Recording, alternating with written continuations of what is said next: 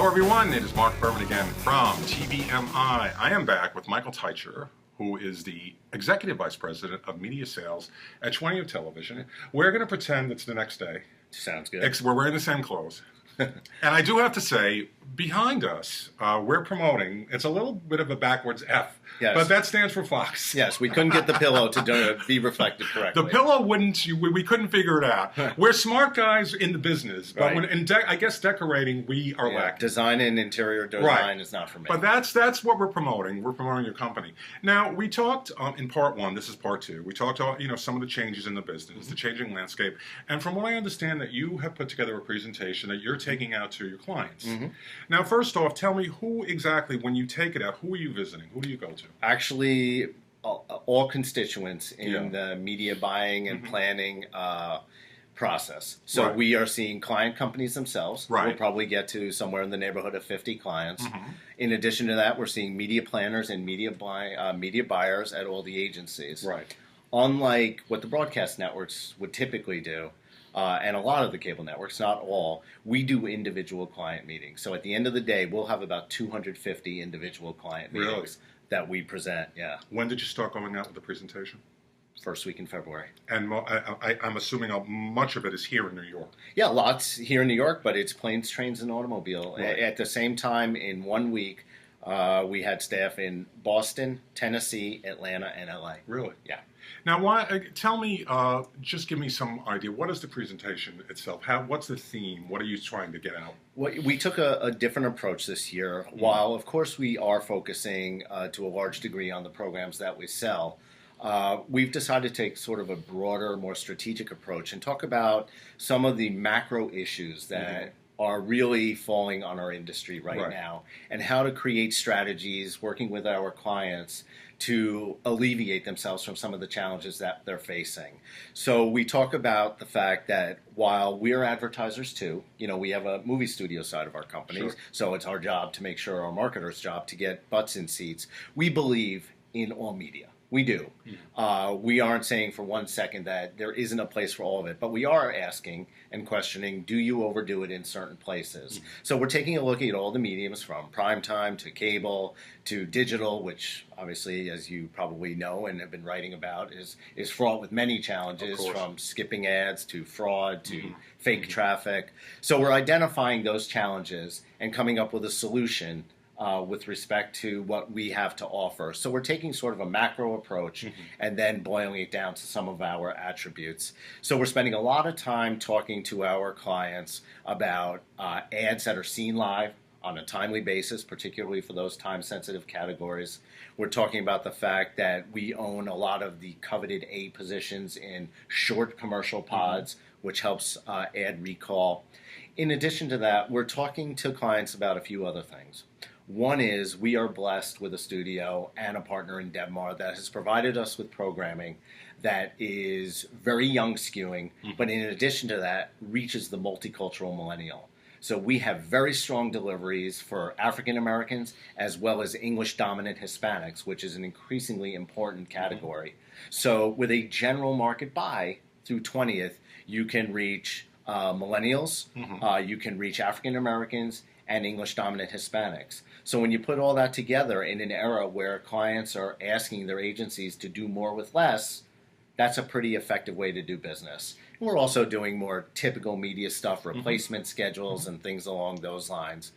The other thing that we're doing is we're talking about some of our capabilities above, where we're talking about the ability to do deep, meaningful integrations in our shows like Wendy Williams and Dish Nation, along with other marketing capabilities as well. Now, in syndication, traditionally, when I used to work in research, way back when, the target demo was women 25 to 54 in daytime. Of course, late night's different. Is that still basically the same? Certainly in daytime. I mean, there's still plenty of deals done on 18 to 49, but frankly, we're migrating most of our deals to women 25 to 54 because that's more reflective of what the daytime audience looks like.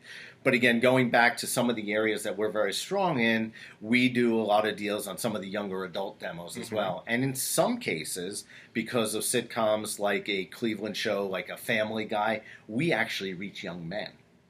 So we're able to do deals as well that are on the young adult side And as well. I assume a lot of the time periods for those shows would be late night or Yeah, or access. Now, one thing that you've been mentioning that you probably haven't noticed, I have not used the word syndication once. You haven't? No, and I've not used the word syndication on a sales call in 3 years. Why not?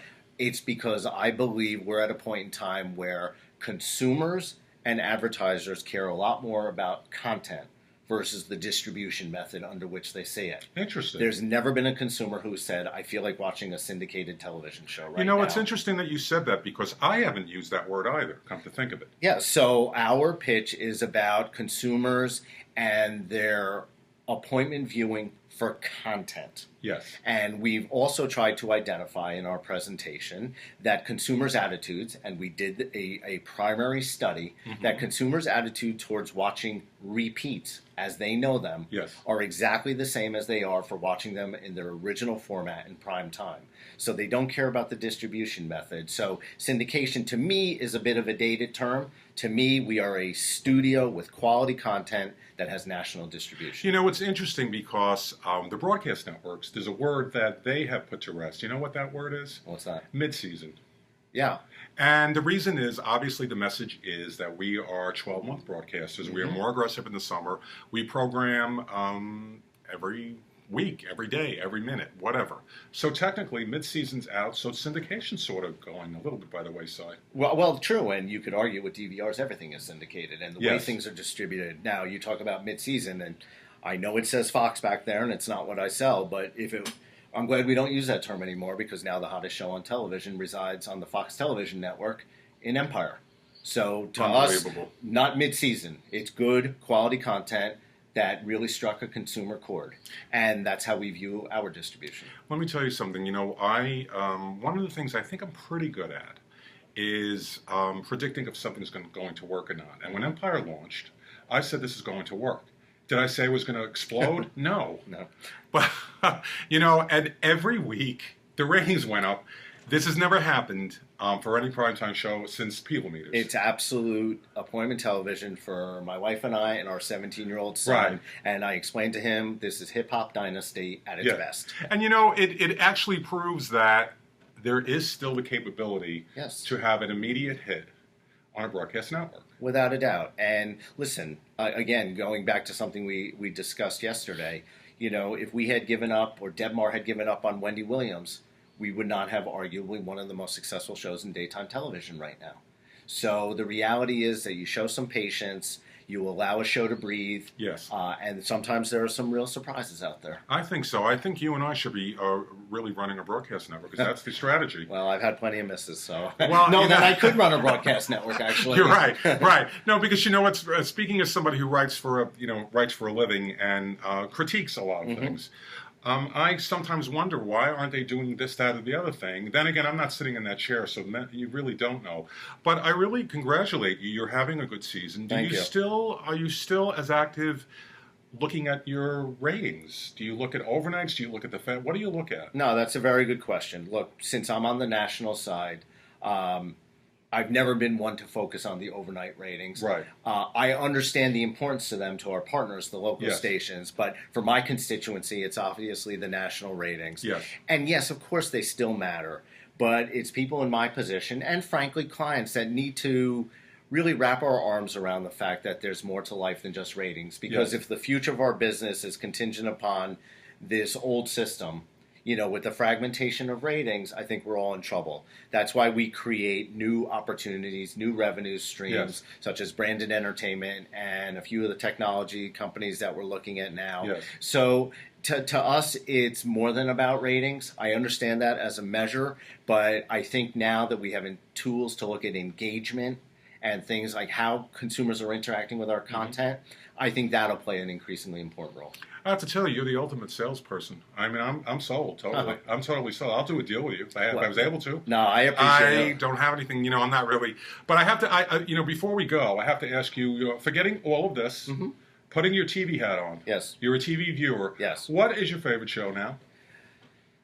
Well, I very specifically am a sports watcher, but I have to say, and I am not being a homer as it relates to this, I was truly addicted to Empire. So it's Empire nuts. is your favorite show? Cookie is the best character on television.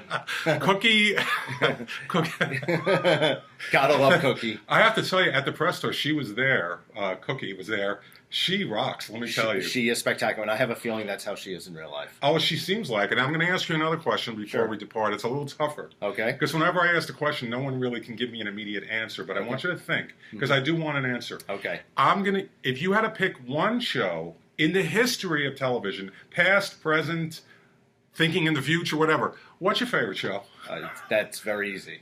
Seinfeld. Really? Oh, easily. Yeah. I'm not surprised. A lot of people answer. And I tend to ask a question, to either stall during a technology mess up at a presentation or to get to know people at lunch that Fox is making a movie about your life. I need to know who plays you. And then they always ask me back, and the answer is very simple. It's Jerry Seinfeld. Jerry Seinfeld. Okay, So, that's yes. no, that's a common answer. That's a common answer. I have to say mine is I Love Lucy. I gotta love it. So we're in the same, and Yeah. you have a call, which means somebody's calling to do business. So we we should can let only you hope go. so. Hey, thank you very much. Thank it's been you. a pleasure. I enjoyed it. Always a pleasure. Thank and you. we'll do it again. Sounds great. Have a good day. You too. I will see you back tomorrow. I am Mark Berman from TVMI with Michael Teicher. Take care, everyone. Thank you. Bye-bye.